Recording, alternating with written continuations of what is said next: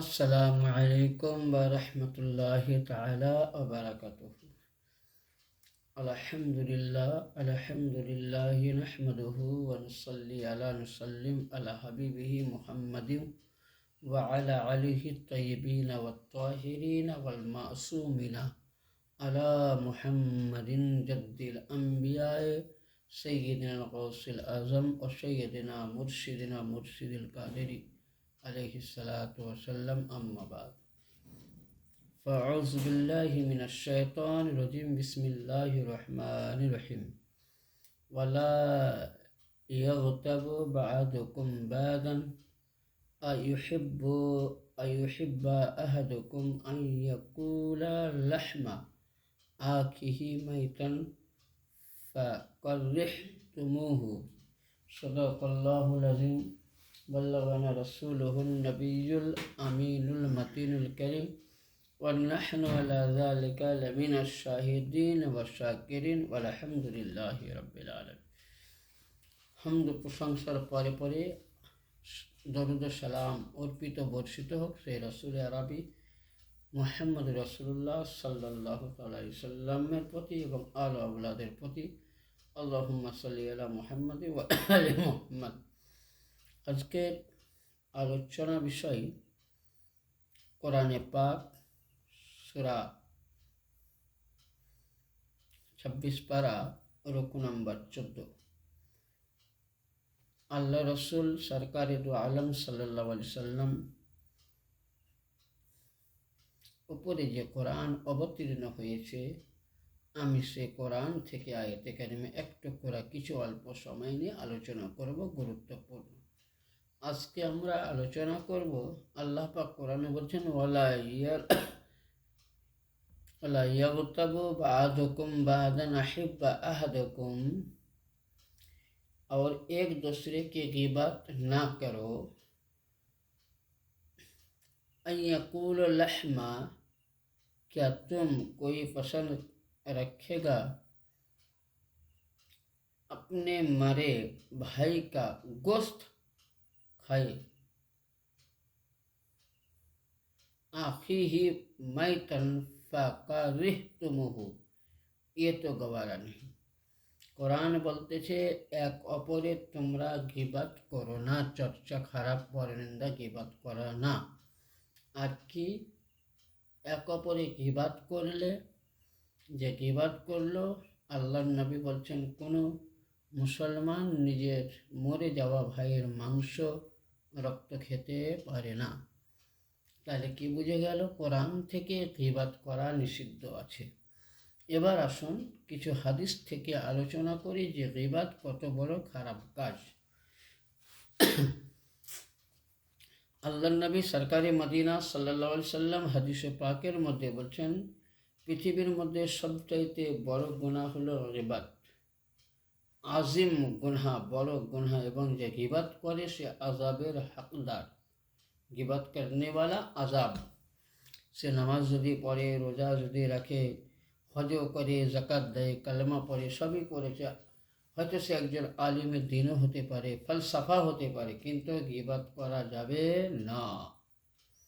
তার জন্য আমার রাসূল আকরাম সাল্লাল্লাহু আলাইহি সাল্লাম মুসলিম শরীফের হাদিসের মধ্যে 2য় খণ্ডতে 31 পৃষ্ঠায় এবং মাকাসিবুল কুলুবের কিতাবের মধ্যে সফা নম্বর 133-এর মধ্যে বর্ণনা করছেন, কুল্লু মুসলিমুন আলাল মুসলিমি হারামু দাম্মুহু ওয়া মালুহু ওয়া ইরদুহু, ইয়ানি এক মুসলমান আর এক মুসলমানের রক্ত, মাল, ইজ্জত নিলাম করা হারাম। এখানে হাদিস শরীফের মধ্যে বোঝা যাচ্ছে যে এক মুসলমানের মাল খাওয়া, হজম করা এবং খাওয়া, সেগুলো হারাম। কর্তব্য কি? হাদিস শরীফের মধ্যে বলা হয়েছে এক মুসলমান আর এক মুসলমানের মালের ইজ্জতের হেফাজত করতে হবে। ইয়ানি বোঝা গেল যে গীবাত করে সে এক মুসলমানের, যেমন এক মুসলমান আর এক মুসলমানের জন্য ভাইয়ের রক্ত, মাংস খাওয়া হারাম, তো ওই রকম এক মুসলমান আর এক মুসলমানের জন্য কর্তব্য তার মালের হেফাজত, তার ইজ্জতের হেফাজত, তার আবরুর হেফাজত করা ওয়াজিব। গিবত কত বড় গুনাহ হয়েছে, রাসূল পাক সাল্লাল্লাহু আলাইহি সাল্লাম বলছেন জেনা বড় গুনাহ, জেনা কাজ করা বড় গুনাহ। জেনার অর্থ হলো এক নারী এক পুরুষ বিবাহের আগে যে কুকর্ম কাজে লিপ্ত থাকে তাকে জেনা বলা হয়। এবং তার জন্য হাদিস শরীফের মধ্যে আকা মুস্তাফা বলছেন জেনার চাইতে বড় গুনাহ হলো গিবত। কারণ কোনো ব্যক্তি যদি জেনা করে, জেনা করার পর দুইজনেই জেনা করেছে, করার পরে তারপরে যদি তারা আল্লাহ রব্বি ইজ্জাতের দরবারে তওবায়ে নসুহা করে আল্লাহ পাকের কাছে যদি ক্ষমা চায়, তো আল্লাহ পাক বলছেন আমি তার সঙ্গে সঙ্গে তওবা কবুল করে দুজনকে আমি মাফ করে দেব। তার জন্য নবী বলছেন তওবা জেনা করে তওবা করলে আল্লাহ মাফ করে দেয়, কিন্তু গীবতকারী আল্লাহ বলছেন আমি কখনোই মাফ করতে পারবো না। যা তুমি গীবত করেছো আগে তার কাছে মাফ চাও। তার জন্য আগে হাদিস শরীফটা শুনুন। এটা কোন কিতাবের মধ্যে আছে? আল্লামা জালালউদ্দিন সিউতি রহমতুল্লাহ আলাই তিনার বিখ্যাত তাফসিরে কোরআন দুররে মনসুর 6 খণ্ডের মধ্যে 97 পৃষ্ঠা, মিশকাতুল মাসাবি বা মিশকাত শরীফ 2য় খণ্ড 415 পৃষ্ঠা, হায়াতুল উলুম 3য় খণ্ড 314 পৃষ্ঠার মধ্যে বলছে ওয়া ইন্না সাহিবাল গীবাতি লা ইয়াগফির লাহু হাত্তা ইয়াগফির লাহু साहिबा, यानी गिबत करने वाला যে গিবত করলো অতক্ষণ অবধি মাপ পাবে না যা তুমি গিবত করেছো। তুমি যদি আল্লাহ পাক বলছেন গিবত করে তুমি যদি কোরআনকে নিয়ে বুকে ধরে কান্না করো তবে তুমি মাপ পাবা না। তাহাজ্জুদ পড়ে যদি গিবত করে, তাহাজ্জুদ পড়ে যদি তুমি কান্না করো, চোখের পানি ফেলো, তবে তুমি মাপ পাবা না। তুমি দাঁড়িয়ে দাঁড়িয়ে নামাজ পড়ে যদি পাকে ফুলিয়ে দাও আর আমার কাছে যদি ক্ষমা চাও তবে আমি মাফ করতে পারবো না। কারণ তুমি যার সাথে গীবত করেছো, যার সাথে অন্যায় করেছো, ও যতক্ষণ না মাফ দিবে না আমি ততক্ষণ না তোমাকে মাফ করতে পারবো না।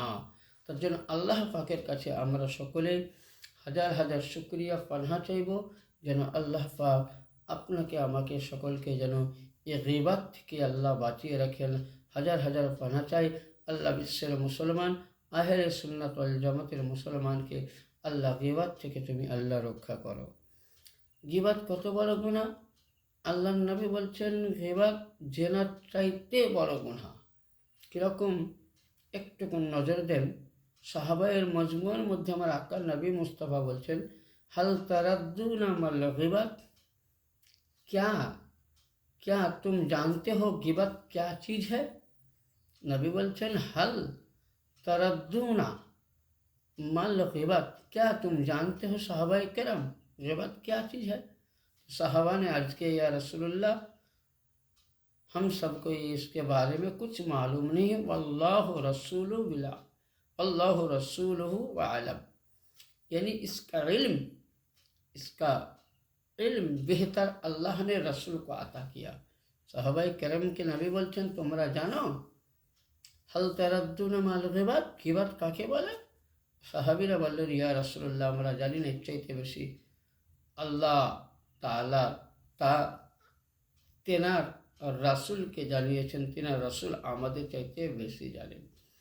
তো নবী বলছেন শোনো, जिक्र अखाका बिमा यकरुमुहु, यानी तुम अपने भाई का इस तरह जिक्र करो जिसको वो ना पसंद करता है। फिर पूछा गया যে তোমার ভাইয়ের এক মুসলমান, যে কুল্লু মুমিনিন ইখওয়াতুন, মুসলমান এক অপরে ভাই ভাই, তোমরা ওর অতটাই জিকির করো যে জিকিরটা ওর না পছন্দ, যেটা ওই জিকিরটা করো যেটা ওর পছন্দ হয় সেটা করো, যেটা ওর পছন্দ হয় সেটা করো না। তখন সাহাবাইকে জিজ্ঞাসা করলেন ইয়া রাসূলুল্লাহ, আগার জিজ্ঞাসা করলেন আমার রাসূল আকা সাল্লাম, কি জিজ্ঞাসা করলেন? তো ওই সময় রাসূল সাল্লাম বলছেন তোমরা গীবত তহমাত কোনো সময় কাউরি করবে না, কারণ এটা মুসলিম শরীফের হাদিসেও পাবেন এবং তিরমিজি শরীফ 2য় খণ্ড সফা নম্বর 15। মুসনাদ ইমাম আহমদ বিন হাম্বাল, যিনি 4 মাযহাবের মধ্যে 2 নম্বর ইমাম, ইমামে আহমদ বিন হাম্বাল বর্ণনা করছেন। তিনার কিতাবের নাম মুসনাদে ইমামে আহমদ বিন হাম্বাল বর্ণনা করছেন। প্রথম খণ্ডই 384 পৃষ্ঠার মধ্যে হাদিসটা। তাহলে কি বোঝা গেল? যে গীবাত করা যাবে না। নবী বলছেন তোমার মুসলমান ভাইয়ের ওইটাই পছন্দ জিনিস আলোচনা করো, যেটাতে তোমার উপকারও আছে, বড় উপকার। আর তুমি যদি গীবাত করে যাও, নামাজ পড়ো, রোজা করো, হজ করো, যাকাত দাও, গীবাত করলে কোনো নামাজ কাজে লাগবে না। তাহলে গীবাত করা বড় পাপ। জেনা করলে আল্লাহ মাফ করে দিবেন বলছেন, কিন্তু গীবাতকারীকে আল্লাহ কখনোই মাফ করে না। শুধু এটা নয়, আবু দাউদ শরীফের মধ্যে 3য় খণ্ড 313 পৃষ্ঠায়, আহিয়া উলুম 3য় খণ্ড 314 পৃষ্ঠার মধ্যে হাদিসে মাহবুবে কথা সাল্লাল্লাহু আলাইহি সাল্লাম মেরাজের রাত্রিবেলায় উনি মিরাজ করে আসলেন। কমকে বলছেন যে শুনো সাহাবায়ে কেরাম, আমি মিরাজের রাত্রিবেলায় মিরাজ করে আসলাম, তো আমি একটা জিনিস দেখতে পেলাম। জিবরিল আমিনকে জিজ্ঞাসা করলাম, এ জিবরিল আমিন, এই ব্যক্তির নাখুনকে নিজের মুখের দ্বারা চিরতে चिरते, यानी जब रसूल सल्लल्लाहु अलैहि वसल्लम मिराज में मैंने ऐसे कौम को देखा जो अपने चेहरों को अपने नाखूनों से छील रहे थे। আল্লাহ নবী বলছেন, আমি ওই সময় দেখলাম মিরাজের রাত্রে একটা কম, একটা গোত্র, একটা বংশ, একটা পরিবার, সে নিজের নখ দ্বারাই নিজের চেহারাকে শশা, বেগুন, আলু, মূলো ছিলার মতন ছিলতেছে। তো ওই সময় জিজ্ঞাসা করলে, জিবরাজ করলেন, ইয়া রাসূলুল্লাহ, ইয়া হাবিবাল্লাহ, ওই ব্যক্তি দুনিয়ার মধ্যে গীবাত করত। यानी गीबत वो लोग है जो लोगों की गीबत करते थे और उनकी इज्जतों की पीछे पड़ते थे। यानी गीबत করতে আর ইজ্জতকে সবসময় তিনি ঘাটা করতে যেত। তাহলে কি বোঝা গেল? আপনি নামাজ পড়লেন, রোজা করলেন, কিছুই কাজে দিবে না। তাহলে গীবত থেকে আপনাকে বাঁচতে হবে। আল্লাহর নবী বলেন, কাল কিয়ামতের ময়দানে গীবতকারী নিজের চেহারাকে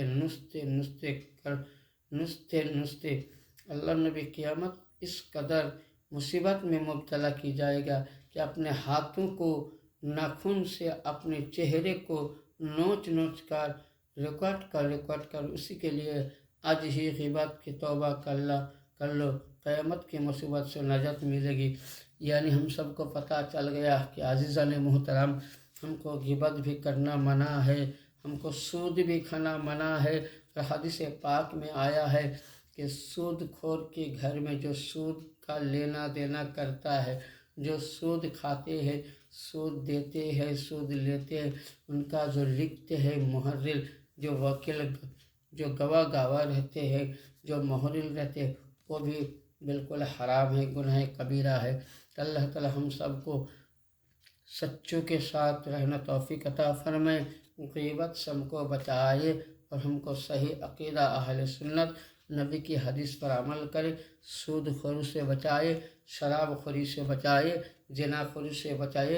अल्लाह तमाम मुसलमान को, उम्मत मोहम्मदी को रसूल पाक सल्लल्लाहु अलैहि वसल्लम के वास्ता से गौस पाक और हज़रत औलद अली अलैहिस्सलाम अहले बैत के वसीले से मेरे मुर्शिद फ़िरहाद, मेरे मुर्शिद पाक ज़माने के गौस आज़म पिरान पीर रोशन जमील इल्मियत के मारिफत के भंडार हज़रत सैयदना सैयद शाह यासूब अली अल क़ादरी अल हसन वल हुसैनी अल बगदादी मिदनापुरी